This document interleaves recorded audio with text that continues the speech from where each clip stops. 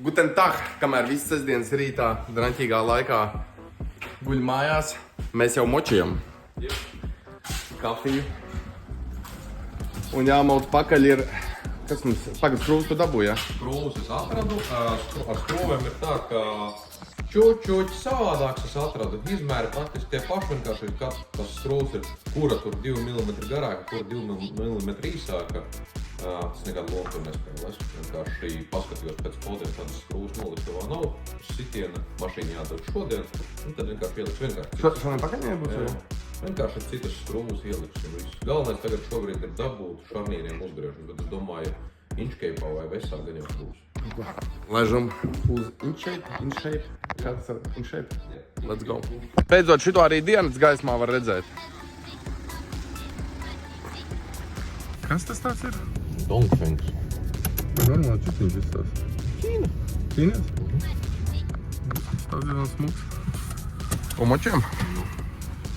Jā, protams.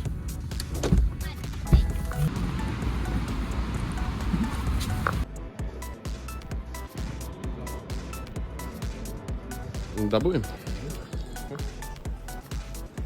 Varam neko, šodien būs kārtība.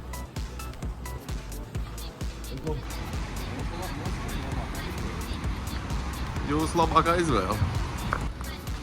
Šodien tiešām sanāk, ka mūsu labākā izvēle. Uzgriežus dabujām, tālu nav jābrauc, cik atbrauc 10 minūtes. Tas, kas sestdienās rādā arī, tas ir... Jā, un tas, kad tur daudz ko var sarunāt.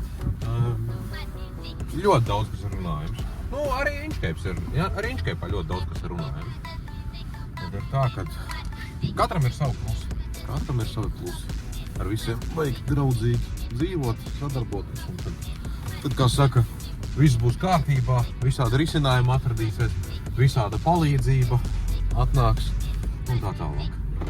Atbrauc un uzgriežņā jau vairs nav, jā. Kaut ko es jums te liku.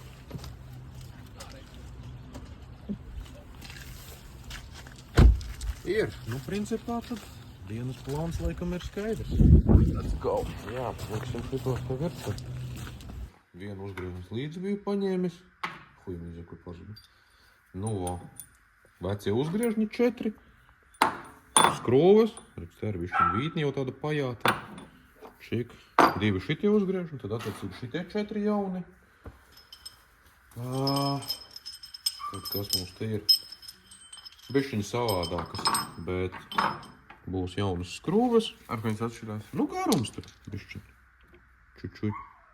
Čučuļ īsāk pāris milimetri, bet, nu, tā ir tā daļa, kas torči ārā no skrūves, tā kā... Būs vieglāk ielikt, jo tur nevar izņemt. Varbūt, jā. Nu, un attiecīgi arī jaunu uzgriežņu šarnīriem. Tā kā, principā, pašlaik mums ir viss ar nelielu aizķeršanos, bet pēc plāna vismaz. Galvenais robotņiks atnāca. Pārbaudīt darbu kvalitāti. Gaļa ir kilograms iesists iekšā.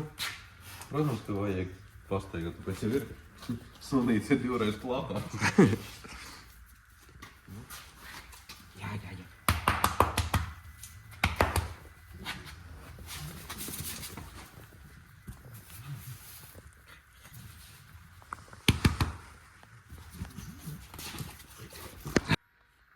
Viss čotk.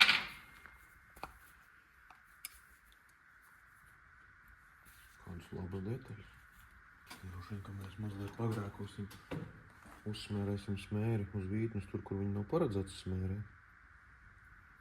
Bet man tomēr patīk, ka bišķiņ zem tā uzgriežņa apakšā tomēr ir smēri.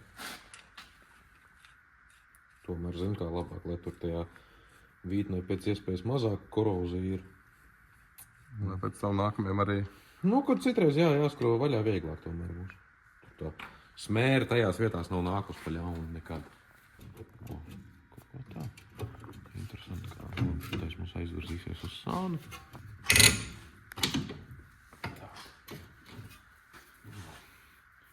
Kaut kā apmēram tā arī mums tas viss tur pamazam liekas pa vietām.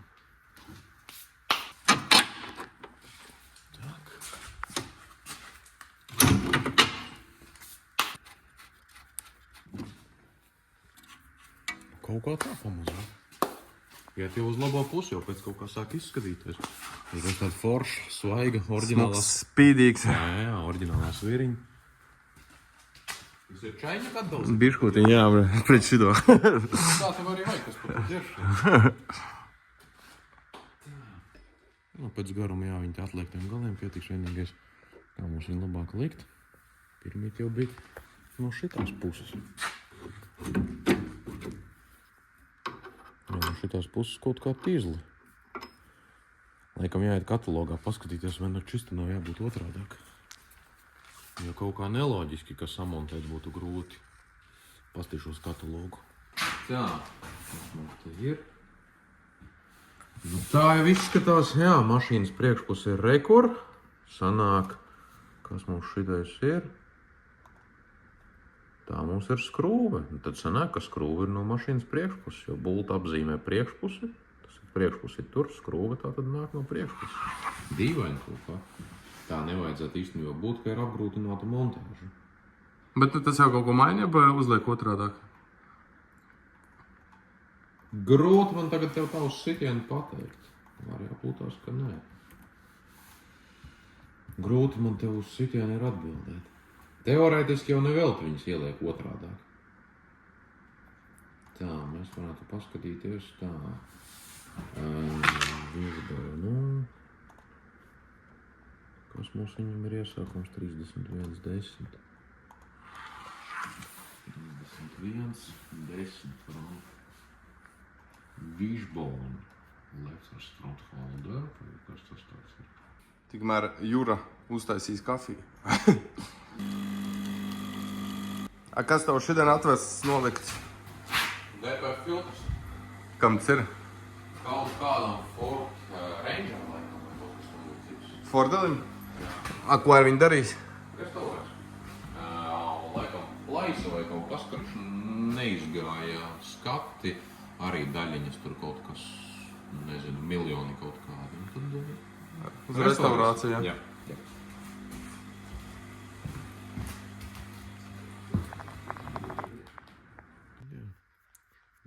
Pasmērēsim bišķiņu smērīt virsū, lai tur ir iekšā smēra. Tad jau tas viss paskaisti. Kad pagrozīsim un sakritīs. Tad uz kur pusi?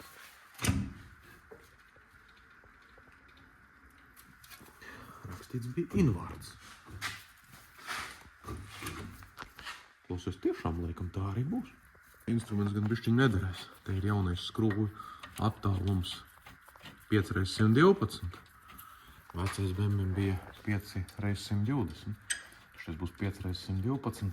Es neesmu to štrumu jaunu uzsūtījis slinkumu pēc. Ļoti vajadzīgs instruments. Bet nu, viņš paspiedīsies te pret rumbu. Un tāpatās derēs labi.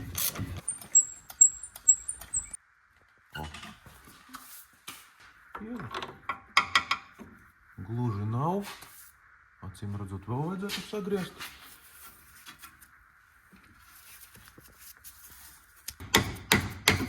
Paskat tiešām. Pret izliekumu un tad iet iekšā. Galvenais ir nemēģināt nodauzīt cinku nos, tāpēc ir poliuretāna āmurs, bet dzirdi? Skrotas iekšā, tas ir, Lai smagums? Nē, tas ir, lai palielinātu inerces spēku. Tas ir tā kā vieglāks āmurs, bet sitiens ar viņu ir smagāks. Jau pēc kaut kā sāk tas viss pasākums izskatīties. Šito ņem un ar skrūvē ar rociņām visu. Vajadzēja ar pistoli pārvilktu? Nē, ar pistoli es nekad nevelku nevienu šarnieru klāt. Ar pistoli, principā, ritošo kopā liek, pilnīgākie duraki. Kāpēc? Tāpēc, ka pirmām kārtām tu ar pistoli nepievilks attiecīgos ņūtonmetrus, ja vien tā tev nav kaut kādā, nezinu, uz noteiktiem ņūtonmetriem speciāli nokalibrēta pistole. Teiksim, uz konvejeru, protams, ka rūpnīcā viņi tur visu ātri čik ar pistoli. Otra lieta, tu vispār šarnieru ar pistoli nedrīkst vilkt kopā. Tev taču iekšā tur šarnierā ir speciāls plastmasas ieliknis. Un tad, kad tu ar šarnieru šoju kopā, ar pistoli šoju kopā, tu to šarnieru kaut kādos momentos griez uz riņķi, dod triecienus visu un principā tu to sviru tajā momentā jau sačakarē. Un tas pats ir stabilizatoru atsēdz, kad ar pistoli šauja klāt vēl kaut ko, un tad nebrīnies, ka viņi tur pēc kaut kādiem pāris mēnešiem sāk grabēt. Tāpēc tu to visu paņem tūri ar vienu atslēgu kontrē, ar otru velc, savelc visu šitos te kopā, un pēc tam pārvelc ar dinamometrisku atslēgu. Un tas nemaz neaizņem tik daudz laika, toties tu to esi izdarījis, kvalitatīvi tā kā vajag, un pēc tam nebūs ar 3 metrīgu cauruli jāskrūvē vaļā. Var arī paprasīt attiecīgu samaksu par to, ka tu to esi izdarījis pareizi. Un arī parakstīties zem tā, ka tu to esi izdarījis pareizi, nevis kā pagadās. Bišķi zemāk. Uzpumpējam. Mašīna sāk celties augšā. Un tagad ir transporta pozīcijas virā. Labākais, ko var izdarīt ar svirām, ir nolaist līdz galam lejā un tad pievilkt buks. Un tad pēc pāris mēnešiem varēs tās bukas sev mainīt vēlreiz. Jā, kas notiek? Tu nepievelc transporta pozīcijā. Tu viņas pievilksi pie atslābinātas ritošās, ka tev ritenis karājās. Un tā, kad tu savilksi kopā un nolaidīsi mašīnu uz leju, viņi taču 99% savas dzīves ir uz riteņiem noslogoti. Tāda abas divas bukses tev būs konstanti savērtas. Tev būs gan stūrēšanas komforts pazudīs, gan arī plēsīs bukses. Tāpēc tu uzspied uz augšu, tā kā transporta pozīcijā, kad tā kā mašīna būtu uz riteņiem, un tad tu pievelc ritošo. Tāpēc arī ir tisā sadaļa, kā ritošo ir jāsavelk normalizētā pozīcijā. To var izdarīt arī ērti uz 4 taķņus pacēlāja vai arī uz bedres. Okay. Tādā pašā vīzē skrūvē kopā. Bišķiņ pievelc, un tad jau finālu ar ģinām.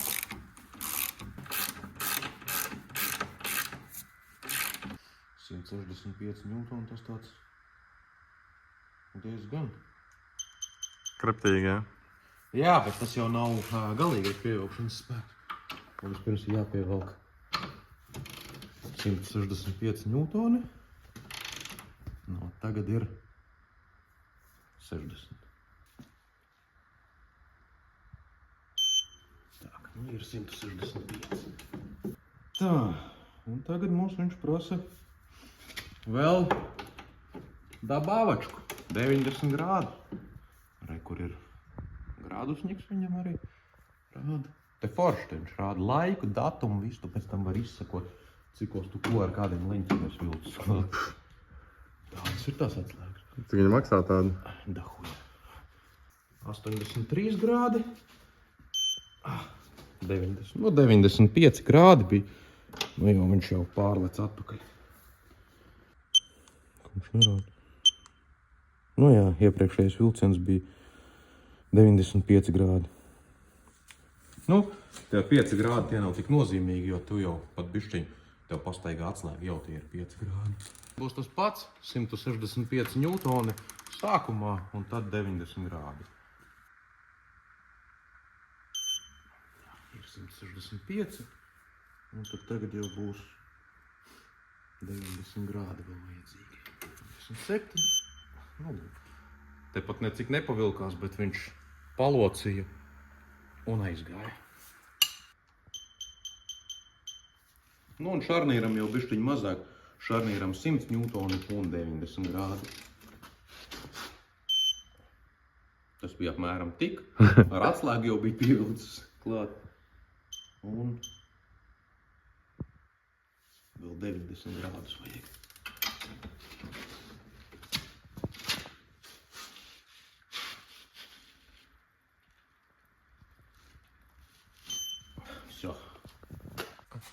Te paliek tad tikai to vibrācijas absorberu pielikt un viss gatavs. Varam principā likt to pa otru pusi.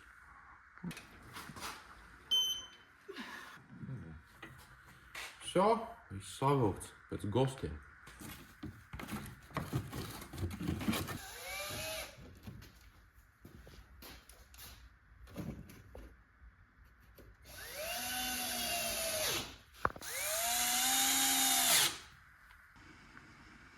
Jānotīri ir šitā virsma, te ir šitais te centriņš arī bišķiņ jau. Bija tā, ka riteni ar tā pagrūtāk bija noraut nost. Te tā rūsa ir un tad te, ka notīri, te uzklāja vēl smēru virsū, lai pēc tam pavasarī pēc sezonas vai vienkārši nākamajā reizē to riteni vieglāk noraut. Un diskam arī iztīri pa centru.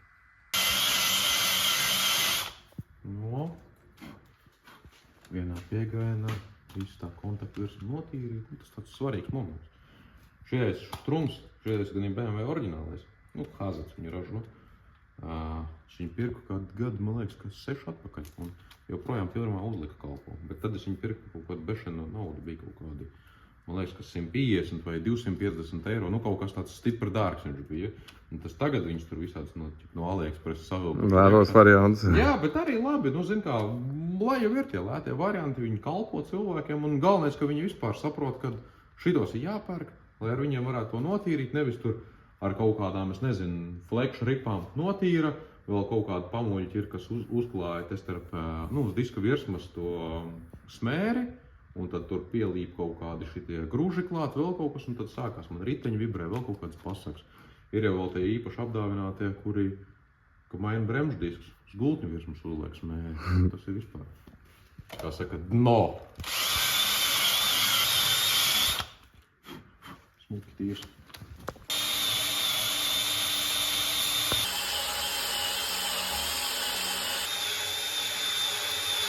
Tagad tik smērīt jāuzklāj. Kas ir solidols kaut kāds?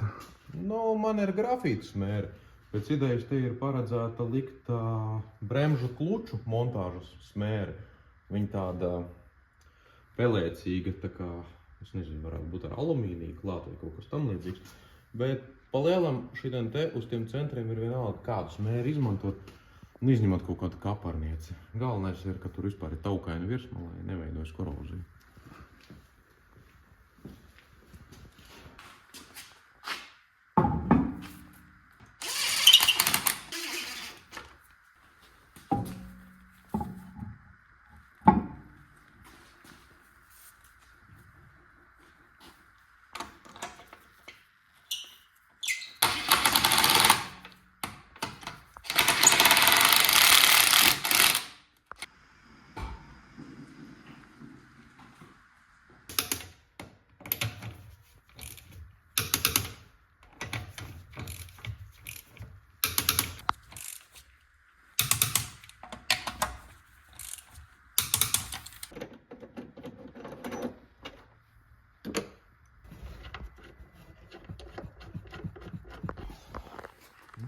Kaut kā tā.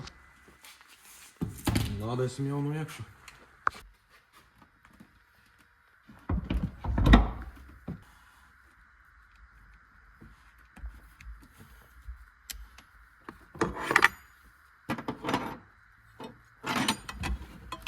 Kas šitais tāds ir? Tā ir drenāža. Tad, kad aķis lādējās, te tāpatās ir skābes tvaiki, un tie tvaiki vienkārši šeit te kondensējās un tiek novadīti ārpus mašīnas. Ja šitais netiks ielikts, tad te vienkārši, diezgan ātrā laikā šitien viss būs sapus, skābes neviedīs metāli. Okay. Apakš tam arī ventilācija tāds nācis ir. Viņas melns, jā? Iekšā žalūzijas, jā. Pašas nāsis ir sudrabots, tie ir vienkārši aplīmētas. Ar ko tā? Plēvi? Plēvi. Vai karboni? Oriģināli nāk, var dabūt karbonu nāsis. Es varu parādīt, kādas izskatās. Vai. Kur ir?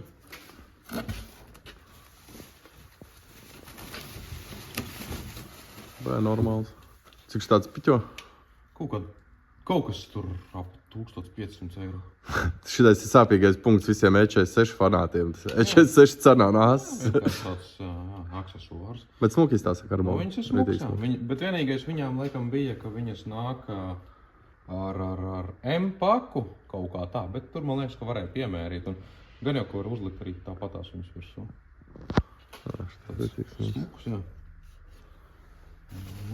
Tādas man plaukņās stāv. Ja kādam vajag uzreiz uz sitienu un daņu. Okay. Man te klients viens paņēma, ķipa jā, bet pazuda beigās ar galiem. Karačī atmetās no tā nāsu piegādes. Bet nav tā, ka es jūtos baigais zaudētājs naudas ziņā uz tām nāsām, jo savukārt pie manis stāv divas viņa mašīnas, kuras ievērojami pārsniedz to nāsu. Izcels tai mašīnai, ja kāda pāris gadu laikā neatradīsies, izcels kādiem no tā mašīnām motoru notirgos un nāsu cena būs atsist. Cik šādam pilnu M-paku maksā? Uz to momentu, man liekas, bija kaut kas 12 pakas, bet... 12 štuks? Jā, bet Es neatceros, vai es viņam to cenu rēķināju ar krāsošanu. Man liekas, ka bez krāsošanas bija 12. Tā ir normāls cipars, bet tādu jau var nopirkt pret normālu autiņu. Bet, viņam tikai bija jautājums tas, ja tās nāsas nederēs, tad viņām to M-paku vajadzēs piepērkt klāt, un principā viņam vienīgais vēl papildu jautājums bija, vai stūrīt būs iekļaut tajā cenā. Tur bumperi tas pofīgi, galvenais, ka stūrīt. Zini, tad, kad to mašīnu pērk cilvēks, kuram tas ienākuma līmenis ir atbilstošs, tad viņam īpaši tur tas nekrat, un tam točnu viņam pietika visam. Un viņš tik teica, tad droši vien būs jādara tā, ka tās 2 mašīnas, kas man tur pagalvā mētās, ka viņas tā kā vispirms jāpārdod, un tad viņš teica, ok, tad vienkārši no tās naudas pārdosim tās mašīnas, viņš saka, to naudu vienkārši pārskaita tev un pasūta to M-paku. Bet, pagaidām, jā, viņš nopirka to jauno X, un acīm redzot, viņam tās mašīnas īpaši nevajag, tāpēc arī viņš vairāk nekrāmējas ar to visu.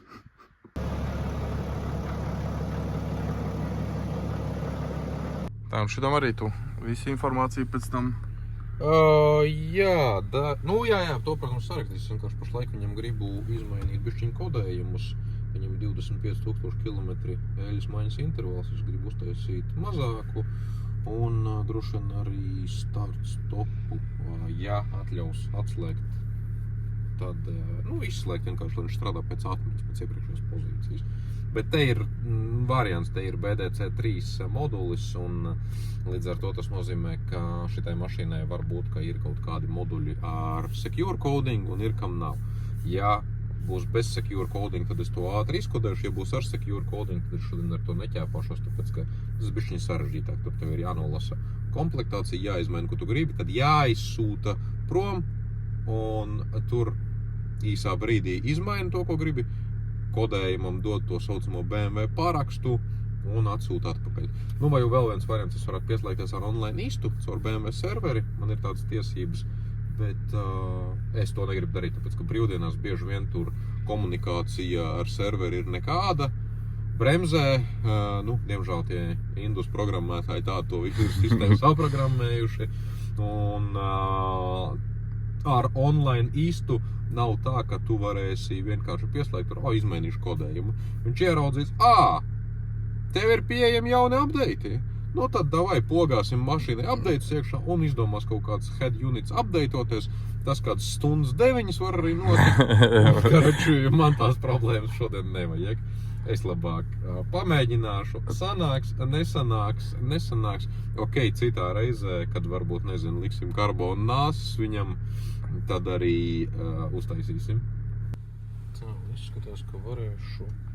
Jā, izskatās, ka tikšu arī klāt start stopu, lai atslēgtu. Nevajadzēs 9 stundām nobloķēt, jā. Pagaidām izskatās, ka jā, ka sajies viss. Jā, tas ir kaitinoši, ka visu laiku jānospiež tā poga ir. Jā. Ķipa tā kā būtu nokodējies. Skatīsimies. Pēc kodēšanas mašīnu var iedarbināt. Jau labi? Labi, īstenībā kodēšana ir ekstra droša pasākums. Tā. Izslēdzam start stop, redz. Te tagad viņam lampiņa deg. Noslāpēsim. Iedarbinam vēlreiz, jā, viņš pēc atmiņas joprojām ir izslēgts, un tad kodējums sanācis būs. Tā ko gatavs? Praktiski jā, es tūlīt noresetūšu servisu, apskatīšos, vai tas eļas maiņas intervāls ir saglabājies atmiņā, kā izmainīts, un tad ierakstīšu atslēgā vēl servisa informāciju. Tāpat tās kā 8. Jā, lai arī board kompi un lai BMW serveri uzrādās tā servisa vēsturi, un tad viss būs. Navigāciju, piemēram, pamainīt kaut ko tu vari? Jā, tur jāskatās kādi. Man rāda. Jā, viņam ir šobrīd 18. gadu, te nekad nav updateot navigāciju. Jā, var arī jauns kartas ielādēt iekšā, visu var izdarīt. Un tas man liekas, es nezinu, cik daudz lieto, bet ja mašīnā strādā normāli, tad es lietoju. Šitam jau redzi, viņam ir... Viņam uz ekrāna arī rāda. Viņam arī ekrānā rāda. rāda, un tur jau ir forši, Jā. ka tu brauc, tev, man tas patīk BMW, kad nav kaut kur tur jāskatās kaut kādā pakaļā, un tu vienkārši skaties, un tev tur, un tev šitam ir head-up displays, viņš jau tev tās norādes arī head-up display. Uz Tev ekrāna, jā, uz tev stikla. vispār nav uz spidometri jāskatās, tu brauc normāli, tāpēc, ka tas ir BMW, te par ļoti daudz, ko reāli cilvēki ir sēdējuši un domājuši, kā padarīt to visu ērtāk. Tā, un te ir arī kļūda, kāpēc aķis bija jāmaina. Power management, remote software upgrade deactivated due to aging battery. Respektīvi, caur internetu BMW mēdz pats savu soft updateot, un viņš to nevarēja izdarīt, tāpēc, ka ir vecs aķis mašīnā. Tagad nodzēsīsim, piereģistrēsim, ka ir nomainīts aķis, un viņš zinās, ka tagad var taisīt upgrade. Pat iedomājies, cik detalizēti, ja nav nomainīts acis, viņš netaisa update. Jā, un ja es viņam neparādīšu tagad ar servisa funkciju, ka ir nomainīts aķis, viņš to nezinās. Viņš joprojām netaisīs update un metīs kļūdas ārā, ka ir vecs aķis. Un arī būs savādāk uzlādi, jo svaiga aķi viņš lādē ar vienu uzlādes algoritmu, vidēji aķi ar citu, vecu aķi ar citiem uzlādes algoritmiem. Un tāpēc arī mašīnai nepierakstot jauno aķi, var pat būt tā, ka gada laikā var nobeigt jauno aķi. Jā, mūsdienu tehnoloģija. Normāli. Uzliekam atslēgu. Te redz, viņš atrada atslēgu, nolasīja, tur būs bams aizsūtīt. Atslēga ir piereģistrēta, tūlītās ievadīsim BMW serverī atkal info. Tur jau es ievadu ne tikai servisu, kā tur apkopīt, uztaisīt, bet arī visu tur svīras, aķi, to telekomunikāciju. Viss, kas ir izdarīts. Jā, un visu to info pēc tam paņem čika izsūt uz mašīnu. Tur uzreiz tāpat kā 8. parādās, ka tur uztaisīt ir apkopīt un viss kārtībā, viss ir oficiāli piereģistrēts. Viss, autiņš var doties mājās. Jā, viss kārtībā, arī soft update viņš lēnā garā uztaisīs. Un, kas ir interesanta fiška, es principā varu uz mašīnu aizsūtīt pieprasījumu, vai mašīna grib kļūt par mani servisu partneri. Un tad īpašniekam atliek apstiprināt to informāciju, un tad tur mašīnā izmainīsies informācija, ja kaut kāds check engines vai kaut kas tāds izleks, vai būs nepieciešama kaut kāda apkope, nevis sūtīs pašreizējiem servisu partneriem, bet man uz serveri, nevis serveri, bet caur serveri uz programmu atnāks paziņojums, ka mašīnai ir nepieciešama apkope, saskaņot laiku, kad veikt apkopi. Un tāpat tās caur sistēmu es arī, ja mašīnas telekomunikācijas sistēma to atļauj, tad arī kaut kādas kļūdas, pieņemsim, izlaiž check engine, cilvēks zvana, jau klausies, man ir check engine, es saku, pak to liciešu sistēmā, es apskatos tavu mašīnu, uzspiežu, pastos, tev checks tur pieņemsim, tur nezinu, rāda, ka lambda zonda nav bijusi, ok, skaidrs, mēs pasūtam lambda zondi, un es tev padošu ziņu, kad viņi ir klāt, un tu brauc, un tad tikai uz nomu. Tas jau ir ļoti krūtas laika ekonomiski, ka tev nevajag braukt uz servisu, lai kaut kādu diagnostiku taisīt, ka tev attālināt. BEMS, bet ne visiem modeļiem to var izdarīt. Tas ir tur individuāli atkarīgs. Un, protams, tas strādā tikai sākot no G sērijām. Jā, jaunajām. Jā, tieši tā. Tā kā, principā, darbs sadarīts. Un auto dodās mājās. Jā, auto var doties pie bandītiem atpakaļ. Neaizmirst nospiest laiku un abonēt kanālu.